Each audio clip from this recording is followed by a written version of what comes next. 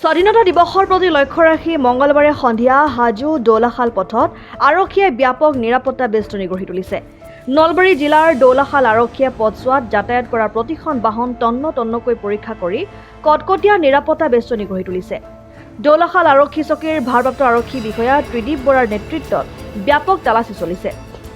স্বাধীনতা দিৱসৰ আগমুহূৰ্তত যাতে কোনো উগ্ৰপন্থী সংগঠনে কোনো কুটাঘাতমূলক কাৰ্য সংঘটিত কৰিব নোৱাৰে তাৰ প্ৰতি লক্ষ্য ৰাখিয়েই পথছোৱাত ব্যাপক তালাচী গঢ়ি তুলিছে। প্ৰতিখন সৰু ডাঙৰ বাহন তন্নকৈ পৰীক্ষা কৰিছে। ৰাইজে যাতে সুকলমে স্বাধীনতা দিৱস উদযাপন কৰিব পাৰে তাৰ প্ৰতি লক্ষ্য ৰাখি অসম আৰক্ষী সষ্টম হৈ পৰিছে। নলবাৰী আৰু বৰপেটা জিলাৰ সীমান্তৱৰ্তী নলবাৰী জিলাৰ দক্ষিণ পশ্চিম প্ৰান্তৰ দৌলাখালত আৰক্ষীয়ে ব্যাপক নিৰাপত্তা বেষ্টনীৰ মাজত নিশালৈকে তালাচী চলায়। এই অভিযানৰ সময়ত নলবাৰীৰ অতিৰিক্ত আৰক্ষী অধীক্ষক আৰিফ আহমেদ উপস্থিত থাকি নিৰাপত্তাৰ বুজ লয়।